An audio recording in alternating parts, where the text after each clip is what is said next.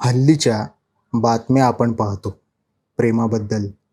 त्या अशा आहेत की इंस्टाग्रामवरून प्रेम जुळलं, दुबईहून लग्नासाठी कोणी आला, पण ना वधू भेटली ना लग्नाचा मंडप दिसला, प्रेयसीची हत्या करून फ्रीजमध्ये ठेवले, कोण 60 तुकडे, पोलीस मारेकऱ्यांपर्यंत पोहोचले पण सापडली ती चिठ्ठी. अशा विविध गोष्टी आपण आत्ताच्या घडीला वाचतो आहोत, ऐकतो आहोत आणि पाहतो आहोत. पण एखादी दंतकथा वाटावी अशीच केकींची ही प्रेमकथा आहे.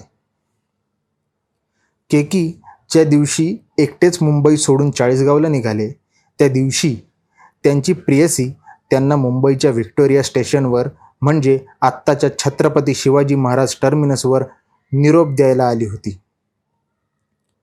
तेव्हा तिनं केकी मूस यांचा हात हातात घेऊन त्यांना वचन दिलं की एक दिवस ती नक्की पंजाब मेलनं चाळीसगावला येईल आणि त्यांच्यासोबत जेवण करेल.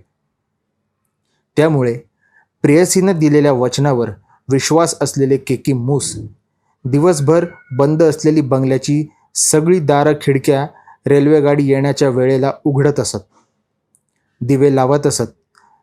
दररोज बागेतल्या ताज्या फुलांचा एक गुच्छ ते स्वतः तयार करून ठेवत असत.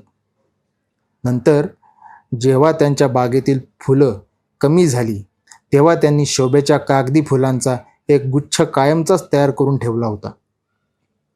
तसेच रोज रात्री 2 व्यक्तींच्या जेवणाची तयारीसुद्धा ते करून ठेवत असत.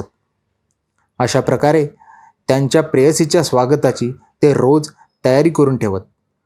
कलामहर्षी केकी मूस कलादालनाचे विश्वस्त व कार्यकारिणी सचिव कमलाकर सामंत म्हणतात, त्यांनी प्रेयसीला दिलेला शब्द शेवटपर्यंत पाळला. दररोज पंजाब मेल रेल्वेगाडी गेल्यानंतरच ते जेवायचे. 31 डिसेंबर 1989 या त्यांच्या आयुष्यातल्या शेवटच्या रात्रीचं जेवण देखील त्यांनी पंजाब मेल गेल्यावरच घेतलं होतं. सामंत यांनी दिलेल्या माहितीनुसार केकी गेल्यानंतर त्यांना 2 पत्रं सापडली. त्यातलं एक पत्र त्यांच्या प्रेयसीचं असल्याचं त्यांचं म्हणणं आहे, तर दुसरं केकींच्या एका नातलग हातीखानवाला यांचं असल्याचं त्यांनी सांगितलं आहे. हातीखानवाला यांनी त्या पत्रात केकिंगसाठी लिहिलं होतं की त्यांच्या प्रेयसीला लंडनला पाठवण्यात आलं आहे आणि तिकडं तिचं लग्नही करण्यात आलं आहे. मात्र ते पत्र केकींनी कधीच वाचलं नसल्याचा खुलासा सामंत यांनी केला आहे. मुंबईत शिक्षण घेत असताना केकींची निलोफर मोदी नावाच्या मुलीशी मैत्री झाली. नंतर त्या मैत्रीचं प्रेमात रूपांतर झालं. सगळं शिक्षण पूर्ण करून केकी मूस यांनी चाळीसगाव येथे आपल्या आईवडील यांच्यासोबत राहण्याचा निर्णय घेतला. त्यांच्या या निर्णयामुळे त्यांच्या आणि निलोफरच्या नात्यात कायमचा दुरावा आला.